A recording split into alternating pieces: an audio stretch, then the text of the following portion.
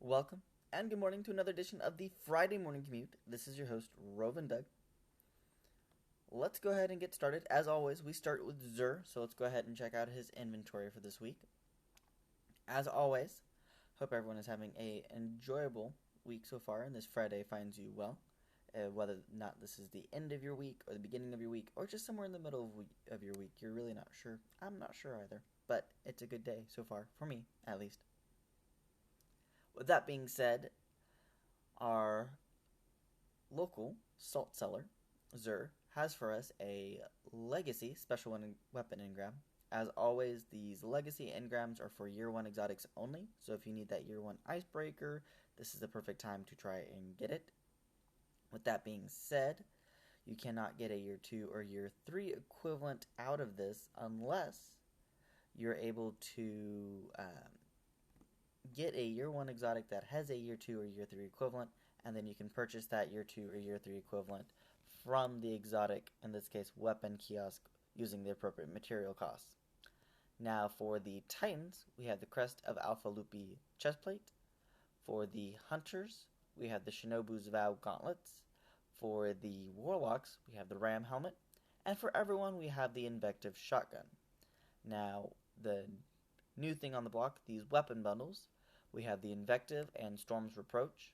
So this is actually a very good week for the weapon and one of the weapon bundles. Because if you need the weapon, you can just get the weapon, but if you need the weapon and the weapon bundle to get the ornament for the weapon, then you can just pick that up, add some more silver dust on there, and be good to go. And then the second weapon bundle is Truth and Heart of Gold. Not my favorite skin for it, but it works. Now, as always, Bungie gives us their weekly update, and this week we're excited to see that Iron Banner is due to come back next week at Reset, go until the week after at Reset. This time it will be Control. So, straight, simple, hold the zone, or hold the control point.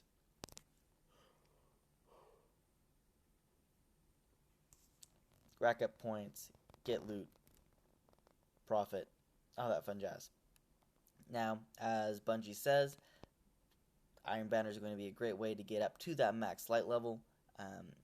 So if you take a break from raiding, because I believe next is the King's Fall raid, so there's a lot of people who probably still fairly burn out on that raid.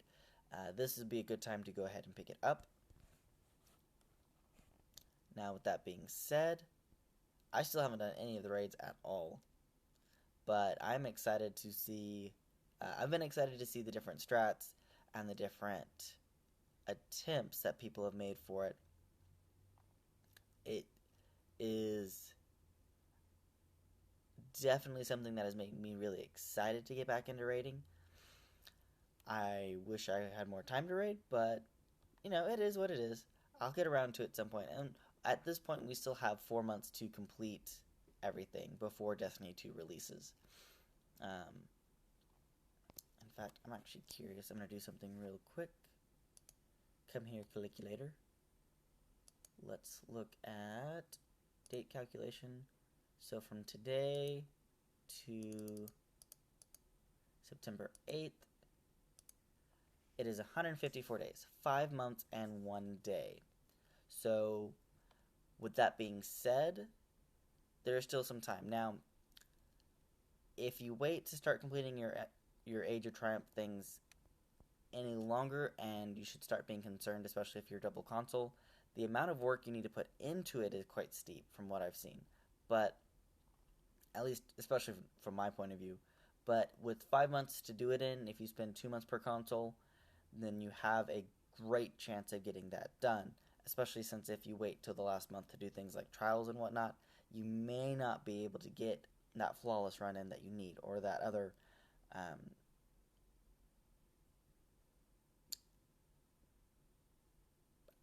medal. Sorry, my mind went blank there for a second. Now, with that being said, we are waiting for the first reveal of gameplay for Destiny 2 that is going to drop on May 18th. And that, because I have the calculator up, is 41 days away. But I'm really excited to see how the gameplay looks. I'm still on the fence about Destiny 2. I really want to be very excited, and part of me is like, I'm really excited, and the other part of me is like, how excited are you really? Because the question in my mind is, how compatible is the PC going to be with the consoles? How much crossplay are we going to see? Are we going to see any? If we don't see any, then that puts it more in negative light for me. Just being honest. If we see a fair amount where, say during the raids, we have PC and console crossplay, I'll be excited for that. I would be very excited for that. The PvP aspect, I'm not really concerned. You can keep PvP to platform in order to keep, the perceived thought that keyboard and mouse users are more accurate out of the playing field. I don't think they are. I actually think that it's a complete matter of preference, because there are ways to set delays and whatnot so that everyone is reacting on the same time scale. Where it comes into effect for Destiny, at least Destiny 1, would be sniping. And getting those snipe shots, getting those headshots, getting those critical shots, which are very important, don't get me wrong. But with the amount of skill that all these Destiny 1 players have with the controller, seeing them have to relearn it in Destiny 2, yeah, it may make sense to just scrap it, go to PC, but how strong of a PC are they going to need? How easy will it be for them to just use muscle memory to continue with the controller and automatically be at the top tier of the PvP subset? Who knows? We'll see. So, I'm hoping that we will get some really good gameplay on the 18th, and with that gameplay being shown, we'll be able to have a better idea of what is in store for us further down the line. Now, there's not much else. So we've gone through Crota, we've gone through Atheon, we're going through Atheon right now, back through the Vault of Glass. Do remember, I'll make this point, do remember that you need to, for the book for the Ages of Triumph, you need to kill all the Gorgons. And there's a really good video. I'm going to link it in the YouTube video. So if you haven't before gone to YouTube to see the replay of this, you might go just to find the link to the YouTube video.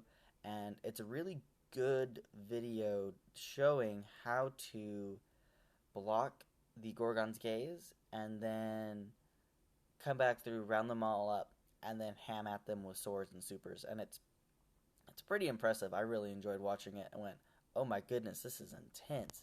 So, we'll see. I'm hoping to be able to get around to getting on and playing some. I think the last time I played was over 2 months ago. So we'll see. Eyes open big time. Now, with that being said, we'll go ahead and revisit Xur one last time before we leave this fire team. And as always, thank you guys for joining. Thank you guys for sticking around. It's been a blast. I've enjoyed going through these with Destiny 1, and we'll see if we go with Destiny 2. If not, then I will see you all in the interwebs somewhere.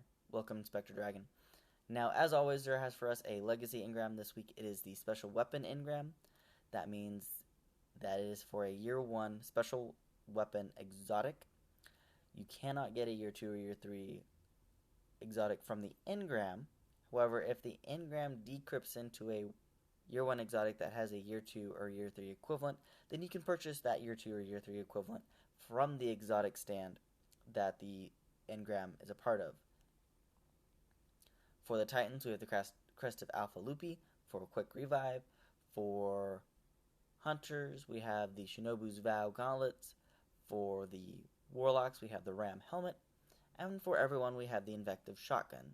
Now, weapon bundles, which is cost Strange Coins and Silver Dust, we have the Invective and Storm's Reproach, as well as Truth and the Heart of Gold. Now, as always, thanks again for stopping by. My name is Roven Doug. You can follow me here on Periscope under the username of Roven Doug. You can also find me on YouTube, Twitch, and Twitter, all under the same username of Roven Doug. Now, if you're watching this live, you can watch the replay on YouTube. If you're watching this on YouTube, please follow me on Twitter or Periscope to see whenever I go live. And then you can watch these videos in real time as I'm capturing them and recording them and get an idea of what it's like to be at one of my live streams. Kind of. Now, with that being said, I hope you guys have a most enjoyable weekend. I will see you Starside Guardians. And as always, eyes up.